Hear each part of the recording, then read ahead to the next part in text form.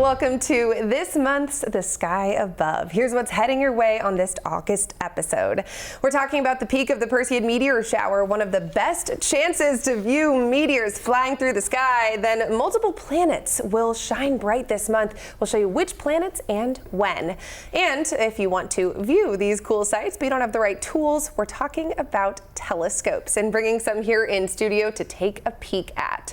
Welcome once again to our monthly show, The Sky Above, where we'll spend the next half hour talking about everything happening in the sky the upcoming month so you can plan ahead and know when to look up.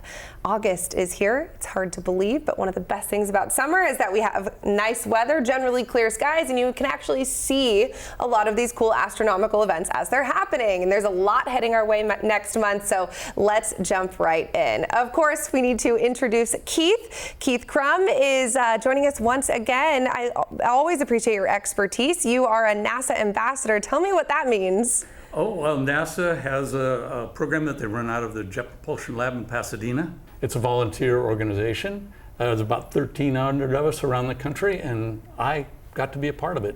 So I'm pleased and honored to be able to do this work. It's incredible. So you focus on educating the community. You also spent your career working at Boeing, yep. And you have had incredible expertise on our last couple of episodes. So thank you so much for joining us once again. Let's jump right in and start where we always do, with this month's full moon. Yes. A sturgeon moon? The sturgeon moon. The fishing Native Americans coined that phrase, the sturgeon moon. And I also like the Lakota one. I think it's very descriptive. The moon when all things ripen, which sturgeon's good, but I like that one too. They're kind of inland. So. Okay, and let's talk about the timing of this one. So the full moon for August is on August 9th, yep. Just before 1 a.m. So that's the night of the 8th. And then the new moon is August 23rd. Yeah. We maybe care more about the new moon here. Well, the new moon helps us see things in the sky, because with the full moon, it's about all you get to see. You know, so yeah, we always have our telescopes out for the new moon in a dark sky site. Yeah. Okay. Yeah. So we'll take note of those dates. Lock them up here, just so when we look forward and talk about these other astronomical events, we know when the moon may be overshadowing a little bit. Okay. Always good to know that. Okay. All right. And you mentioned the moon and Earth have some interesting history, right? Oh, yeah. Yeah. Well, you know, the current theory, there are always theories, right, is that the moon was once a part of Earth. And something really big hit it. They call it Theia. Some people think it was Mars. Broke off a big chunk, a whole bunch of big chunks, which just all congealed back together and ended up being our moon, which then moved away from us to where it is now, but continues to move away from us slowly. Oh, interesting. About 1.5 inches a year. What could that mean long term? Not much. Okay. Not much. I mean, it's 1.5 inches a year. It's not going to change things too much in any kind of time frame we'd be worried about. Okay.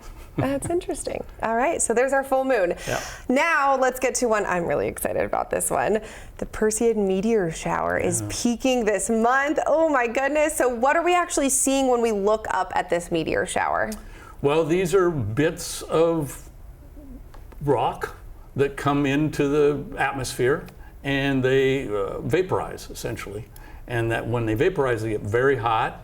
And obviously, and they burn up and they make these bright, very bright streaks through the sky.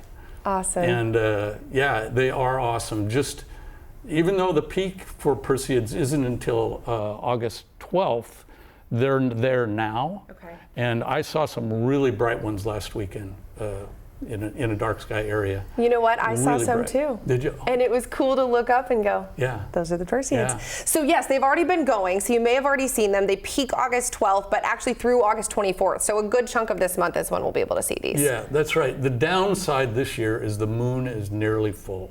So while in past years we get 100 an hour, this year it's going to be 20, 30 because of the bright moon. But the ones you see will be the really bright ones. Okay. And that's Is there another good opportunity to see them instead of that peak date? Yeah, just wait a week out to the 19th. We'll be coming off it's a big peak right on the 12th, but we'll be coming off that peak. But there's still going to be 20 an hour with almost a new moon, close to a new moon. That's incredible. August 19th? Yeah, I'd say August 19th Okay. is a good time to go. That's my birthday. Oh, well, It's a we'll be sure to nice wish you happy birthday birthday. gift. I love that. I'll go do some sky gazing on my birthday. Okay, and just some quick tips for viewing this if you are going to venture out there in the month of August and try to see them. What should you keep in mind? Well, find a dark sky area. Yep. That's really important. I have some reports from the field here on places to go if we wanted to go there. Okay. But, you know, and the other one, of course, as always, is let your eyes get used to that dark sky. Yep. Takes about a half an hour. Use a red light flashlight. I brought one. We got which it. I We'll dropped. get it. You can grab it. It's Did I okay. drop? All right. Here it is. So special because It's a hat. it does that. It's a hat. So that's fun. And it works. They work great. Did you make this? No, this is an Astro power cap. Oh my goodness. That's incredible. Okay, there you have it. You got to get an Astro power cap. Okay, just when I thought I'd seen it all. So it's really important to use that red light because it doesn't hurt your eye. You know, it doesn't hurt your night vision. You let your eye get adjusted. Yeah. The red doesn't ruin that adjustment you've just made. If you use your phone, then you got to start over another half an hour. Yep, you say it every time, and Yeah, it's always a good reminder. Yeah, okay, thank you. Okay, anything else with the Perseid meteor showers that's noteworthy? It comes from a comet. We didn't mention that. Swift-Tuttle comet, which we're going through its tail every year at this time. The comet goes around the sun, and we go through the tail once a year in August. That's neat. And that's where the debris is. Wow. Yeah. It's beautiful debris, though. Beautiful debris, yes, that's right. Okay, so there's the meteor shower. Yeah. We also have some planets that are going to be bright this month, right? Yeah, planets. I think probably the most significant viewing will be of Jupiter and Venus together on the 12th again. Oh, but we have our full moon. If you're up for staying up all night on the 12th, Okay. you can view the Perseids, as many as you can get with the full moon. Okay. But then early in the morning, there's a conjunction of Venus and Jupiter right close. It would be absolutely beautiful. Two really bright, the morning star, Venus, and Okay. Jupiter right next to it. Are these visible all month? Yeah. Mm-hmm. Okay. They won't be close together. They'll only be close together for a couple days. But Okay. they'll be visible. the So rest of the what would be a good time frame to try to see? Because it's Venus, Jupiter, Mars, Saturn, and Neptune Yeah. that will all be visible. Yeah. What is the best time frame to see as many of those as possible? Well, there are different times of night. So Okay. right now, Saturn's earlier at night, like Okay. around 11 p.m. or after. Okay. And Jupiter is early morning right now. So it's, you know, it's sort of spaced out during the whole night. That's why I said stay up all night. Okay. All right. We'll pull an all-nighter. Why are they so bright this month? This is good viewing month, you know, just because it's clear sky, steady air. You know, they're just right out there for us at this time of year. They come around regularly. They're not always visible. So because of the motion of the Earth around the sun and the motion of the planet itself, they're visible now. Okay. So, Oh my goodness. So cool. All right. We have a lot to look forward to. yeah. Keith, thank you so much. And we're talking about all these cool things to see in the sky, but sometimes you need a little bit of help, don't you? Still ahead after the break, Keith is sticking with us, and we're going to be joined by another sky enthusiast. We're going to geek out a little bit about some telescopes, walk you through the best telescopes, what they'll do, and how they can help you see these incredible sights. Stay with us. Welcome back. Okay, so we met Keith. Now we get to bring in Cindy Clark. Hi. Cindy, we're going to talk a little bit more about your background in just a moment, but Seattle Astronomical Society members, star nerds. Yes, very much. Self-proclaimed, right? Yes. Absolutely. Okay, so let's talk telescopes. And Cindy, a couple of these are yours. Keith, a couple of these are yours. And oh my goodness, I'm overwhelmed already. Okay, we're going to start small, right, Keith? Yeah, We'll start sounds with good. the Sea-Star Astrophotography Telescope. Yes. In your hands right here. Can you kind of hold it up a little bit? This See is- behind the big guys? Yeah, this is sort of the brand new technology for astrophotography, taking pictures primarily of deep sky objects like nebula and star clusters and things like that. So this is fully automatic. You set it down on the ground, you turn on your phone, and you tell it where to go, and it just goes right to it like that. And then it takes about a half an hour to get a nice picture, one frame every 10 seconds, and then you have a beautiful picture of a night sky object. That's all there is to it. Wow. So this isn't necessarily to look through and actively see it in the moment. Right. This is to document. You see on your phone the image building up as you add more and more data. Oh my goodness. Have you got some cool pictures so far? Yeah, I have. And what is it to see the picture versus maybe looking through a telescope and seeing with the naked eye? Well, that's always a debate among us, what would you call us, astronomy nerds? Star nerds. It's always a bit of a debate because, you know, some people say, I like the fact that it took 31 million years for that light to reach my eyeball, you know, not my camera or my phone. So, you know, both are great, I think. Okay. There's room for both. Okay, lovely. All right, so we started small.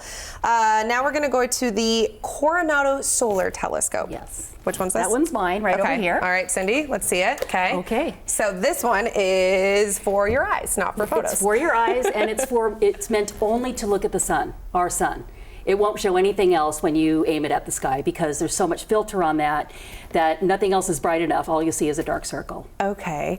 And this is what you have brought for your eclipse chasing. It has been, yes. This has been just a gem to have when you're chasing an eclipse. And what does it look like when you look through it? Okay, so the first thing is the sun is bright orangish red, and that has to do with the spectrum of light that's being filtered out, right? It only filters in the hydrogen elements. So therefore the sun just looks like this bright orangish red ball.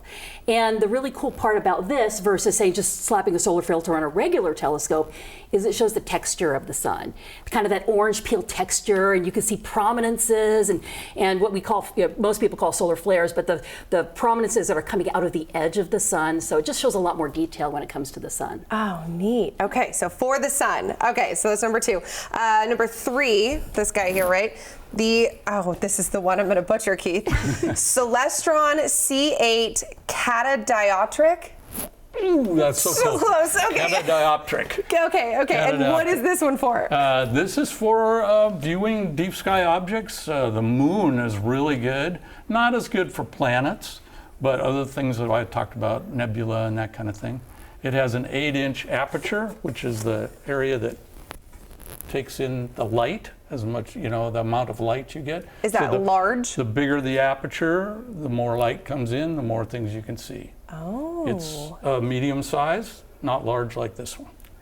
It's funny you call that medium size. I would call that pretty large. Yeah. Well, they go. We have them at different locations that go all the way up to 20 inches or 24 inches. Wow. So, in width? In the aperture, yeah, the diameter of the aperture. Yeah. Oh my goodness. Okay, and you know what? Let's just go to the big one because this is insane, Cindy. It is insane. This is you say it. It's a Dobsonian telescope. It's a 12-inch aperture Dobsonian telescope. And what is this for? Okay, this is similar to the other other telescopes. It's for looking at the night sky. But the beauty of this one is because there's so much aperture, it brings in a lot more light from the sky, from the stars, from the nebula, from the galaxies that you can take a look at. So it can provide a lot more detail and make some of those really faint fuzzies in the sky a little more easy to see with your eye because of the aperture. So that's what Keith was just talking about. Yes. The bigger the aperture, the more you can see. The more you can see, just like when your pupils dilate and it takes in more light in dark conditions, think of this as like a giant 12-inch pupil that takes in all that light from outer space. That is a really good way of putting it. Thank you. And have you lugged this around? So that is something that's important with telescopes is this one's not very portable, as you can imagine. Nope. So I have this one out at a dark sky, and I'll bring it out when I know I'm going to be there for quite some time. Okay. But I don't throw this one in the trunk by any means and just take it, day to day. No. Oh my goodness. And have you seen some cool things with this one? I have seen some very cool things with this one. Absolutely. What's the highlight? Oh, I went to a true dark sky down in Arizona, darkest skies you can imagine, and saw the Andromeda Galaxy. And because the skies were so dark, I could see the swirl bands. I could see the dark band going around it. Versus, say, here, if you are, near the Seattle area with all the light pollution, it just kind of looks like a fuzzy Q-tip. So, when you go to true dark skies, it is way, way, way more detail that you can see with this telescope. Oh, that's incredible. Okay, so maybe not convenient, No. but incredible. Convenient, but very incredible. Absolutely. Okay. Oh my goodness. Okay, and finally, here, Keith, this is yours, right? Nope. It's mine. Oh, Cindy, come Yes, on, let's this swap one's mine places. too. Okay. The AstroView 120 ST refractor. Yes. Okay. So this one is made up, the Dobsonian is all mirrors. Okay. Primary and secondary mirrors inside. This one's all lenses inside. Oh. So that's what it means by refractor versus reflector with a mirror. And this one is 4.5 inches of aperture. So this is only about 4.5 inches wide, so it doesn't take in as much light. Okay. But the beauty of this one is it's a good versatile all-around telescope that doesn't require a lot of maintenance. And this is one that I can collapse, throw in the trunk, and take wherever I want to go. This feels approachable. This is very approachable, very, very easy to use. Okay, and let's talk about if someone was watching and they said, gosh, I really like these telescopes. I think I want to get in on this. What is a good starter telescope? Well, I started basically with this one. Okay. Reflectors you can get the most bang for your buck. Okay. Because they're mirrors. Refractors like that one use a large piece of glass, and that requires a lot more investment Okay. to make it and then build it that way. So these are a good entry level, or smaller versions of this one are a good entry level. Okay. Yeah. Amazing. And what is like a starter price if someone wanted to get in on a good and I asked you about this when my little cousin was getting a telescope. I texted Cindy and I said, what's a good starter telescope for my cousin? Here, step this way. You're in the way of the telescope's blocking you. So what is a good price? If someone says, I want to make an investment, I want a good telescope, but I don't want to break the bank, I'm not quite sure about this yet, what would you say is a good price range, or a brand maybe? Well, Celestron is a good brand. Yes. Okay. They make a version of this that's 10 inches, and it's about $1,000. Oh, Yeah. okay. The Sea Star, the little baby one I had Yeah. a moment ago, is amazing, $550. Really? Incredible. For the Incredible. newest, you were saying that's one of the newer ones. Newer ones, yeah, new technology. That's incredible. Oh my goodness. Okay, anything else we want to add about telescopes? I would say that, people always ask me, what telescope should I use the most? Or what's the best telescope to buy? Maybe not get started, but what's the best to buy? And the answer I always have is the one you will use the most. Yep. A lot of people get what they call aperture fever when they get into this passion, and they start buying bigger and bigger and bigger so they can see more.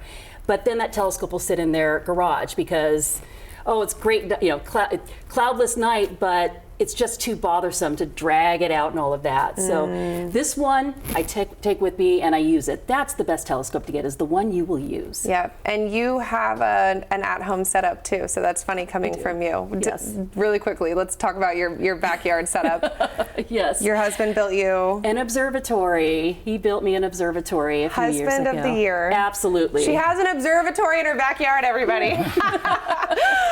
Okay, that's a lot of telescopes. I love it. Hopefully people can digest that information and take it and run to the night sky with your red light, everybody. That does it for this section, but we're gonna come back with Cindy and talk a little bit about some of the adventures she's gone on. Cindy is an eclipse chaser. That's actually how I met her. We'll talk about some of that and some of the eclipses that are heading our way in the relatively near-ish future. Stay with us.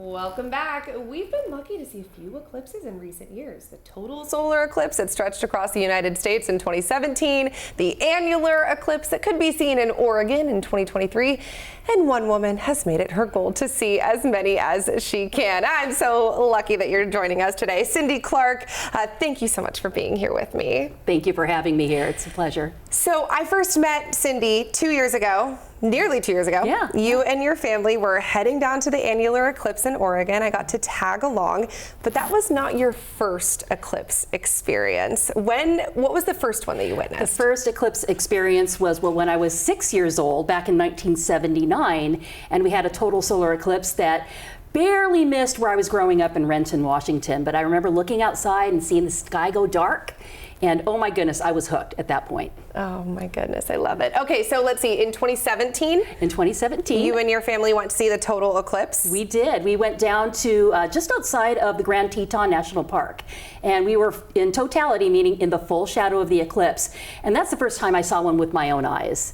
And we had lots of sisters and brothers-in-laws and nephews, and it was just a thrilling, thrilling experience. Oh my goodness. Okay, and then what I love about the last couple of years is we've had a couple different opportunities. Yes. We'd had another one. This is when I tagged along in 2023. So here's some video that we shot with you when we went with you to Oregon for the annular eclipse. What was that one like? Oh, that was so much fun. I'm looking at the pictures and the video, and it just puts a smile on my face, because for that one, I was able to share my passion for astronomy with my two younger nephews. I believe one was 4 at the time, one was maybe 7 at the time, and just looking through the telescopes, and also having the clouds part right when we hit the full part of the eclipse was pretty amazing. It was just a wonderful experience to see. And that was my first time seeing it as well, and I was not expecting to get as emotional as I did. It was very powerful. Okay, and then just 6 months later, you and your siblings met in Texas for a view of the total eclipse. That was the visibility line you can see right here. So what was that like? Oh, that one was absolutely spectacular. It was my second total solar eclipse, so the newness, all of the new things that I experienced in 2017 had kind of wore off, and I was a little more experienced in what to do, getting my telescopes out and ready. And that one, because totality lasted about 4.5 minutes, it wasn't there and just done. You were able to kind of sit back and really look around you, take it all in, reflect. It just was one of the best experiences of my entire life. That's incredible. And your family was with you too. You have a big family. I have a very big family, yes. And so I had lots of sisters. My 2 nephews were with us again, and lots of brother-in-laws, like I said. There was probably about, a dozen of us, maybe 15 of us, all sharing a house down there. So it was fantastic. I love that. Turn this into a family experience. Okay, and now we quickly want to look forward. Yes. I know we're talking about August 2025 with this episode, but hey, sometimes eclipses happen in other parts of the world. You have to plan ahead. So the next 2 Augusts have eclipses coming up. This is August of next year. This, what you can see here, is where the eclipse will be. August 12th of next year. Are you going to go to this one? Actually, I think that one it's actually going to be on August 26th. Oh, 26th. Yeah. Okay, thank you. And that one goes through Iceland and Spain. The one shown on the screen right now is one in 2028 that goes through Australia and New Zealand. You're right. And we got that flip-flopped. Okay, so this is 2028. Yes. Okay. Yes.